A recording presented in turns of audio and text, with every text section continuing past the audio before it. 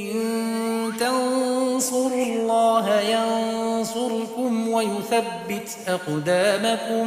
Bismillahirrahmanirrahim. Assalamualaikum warahmatullahi wabarakatuh. Alhamdulillahi wahdah wassalatu wassalamu ala man la nabiyya ba'dah wa ala alihi wa sahbihi wa man ittaba'a hudah ila yaumil qiyamah, amma ba'd. Kemarin kita sudah mengawali pembahasan tentang bab berbakti kepada kedua orang tua. Kita bawakan sebuah ayat dalam Al-Quran. Kali ini kita akan membacakan hadis yang pertama yang dibawakan oleh Imam Al-Bukhari dalam kitab beliau Al-Adabul Mufrad. Hadis ini disampaikan oleh seorang sahabat yang bernama Abdullah ibnu Mas'ud radhiyallahu anhu. Beliau berkata, "Sa'altun Nabiyya sallallahu alaihi wasallam ayyul amali ahabbu ilallah azza wa jalla." Kata Abdullah bin Mas'ud, aku pernah bertanya kepada Rasulullah SAW, amalan apakah yang paling dicintai oleh Allah? Amalan apakah yang paling dicintai oleh Allah? Ini menunjukkan bahwa saat kita ingin melakukan sesuatu, apalagi itu terkait dengan amalan, ibadah, kita harus mencari ibadah apa yang paling dicintai oleh Allah. Jadi dalam beramal itu bukan apa yang kita sukai, tapi apa yang disukai oleh Allah. Karena yang akan memberi pahala siapa? Allah. Bukan apa yang sesuai dengan selera kita. Beramal itu sesuai dengan apa yang dicintai oleh Allah Azza wa Jalla. Maka begitu mendapatkan pertanyaan seperti itu, Nabi SAW menjawab, qala as-salatu ala waqtiha. Pertama, kata Nabi SAW, sholat tepat pada waktunya.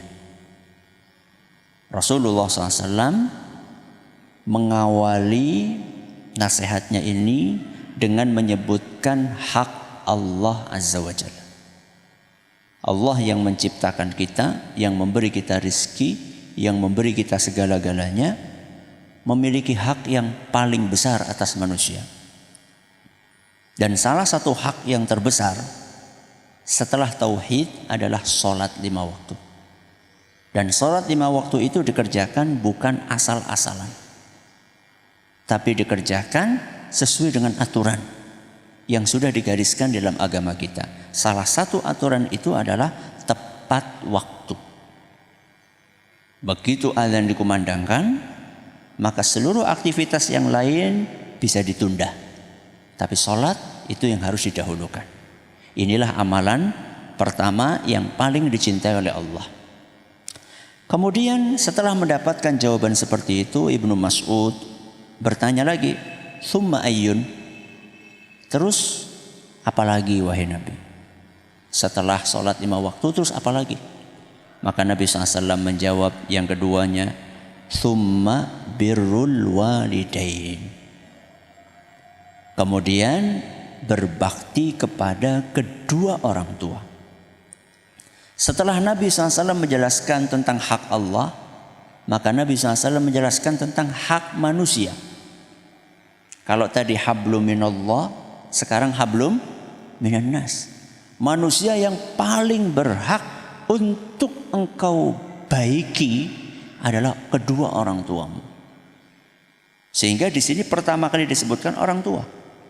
Siapa yang punya kewajiban untuk berbakti kepada orang tua? Anak. Laki-laki atau perempuan?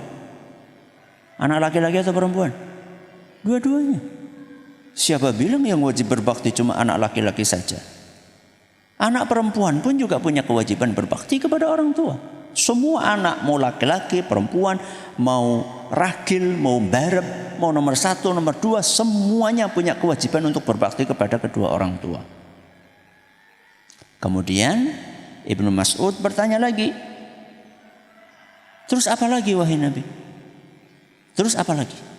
Maka Nabi SAW menjawab, "Tsummal jihadu fi sabilillah." Setelah itu engkau punya amalan yang sangat dicintai oleh Allah, yaitu berjihad di jalan Allah membela agama Allah dengan potensi apapun yang kita miliki. Ada yang bisa dengan nyawanya, ada yang bisa dengan hartanya, ada yang bisa dengan tubuhnya, ada yang bisa dengan pikirannya. Masing-masing dari kita harus berjuang untuk membela agama Allah Azza wa Jalla. Berarti di sini kita bukan hanya memikirkan urusan pribadi kita saja, tapi kita juga harus memikirkan urusan agama kita. Apa yang bisa saya berikan untuk agama ini? Namun jihad itu nomor 3. Setelah apa? Birrul walidain, terus sholat 5 waktu. Sehingga dalam hadis riwayat Bukhari dan Muslim, ada seorang sahabat pernah minta izin kepada Nabi SAW untuk ikut berjihad. Maka apa kata Nabi SAW? Ahayyun walidak, apakah kedua orang tuamu masih hidup? Pemuda itu mengatakan, iya, masih hidup. Apa kata Nabi? Fafihima fajahid. Berarti kalau kayak gitu, jihadmu itu berbakti kepada kedua orang tuamu. Bayangkan mau berangkat jihad fisabilillah, begitu ditanya masih punya kedua orang tua, maka Nabi SAW mengatakan, berjihadlah untuk berbakti kepada kedua orang tuamu. Saking pentingnya birrul walidain. Sudah?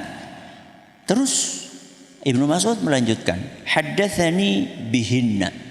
Nabi SAW sendiri yang menyampaikan kepadaku 3 hal tersebut. Ini untuk memastikan bahwa Ibnu Mas'ud menyampaikan ini bukan dari pendapat pribadinya, tapi ini langsung dari Nabi SAW yang menyampaikan.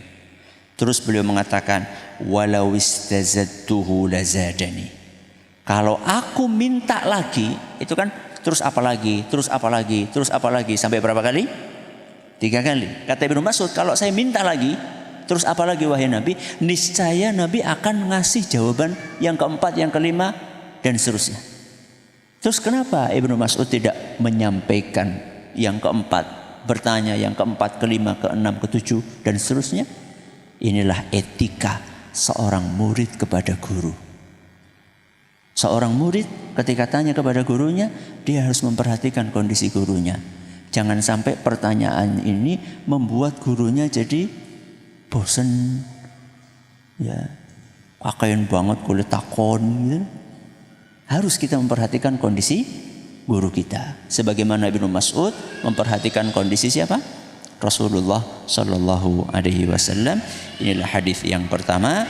Besok insya Allah kita akan membahas hadis yang kedua. Kita akhiri dengan doa kafaratul majlis. Subhanakallahumma wa bihamdika asyhadu an la ilaha illa anta astaghfiruka wa atubu ilaik. Assalamualaikum warahmatullahi wabarakatuh.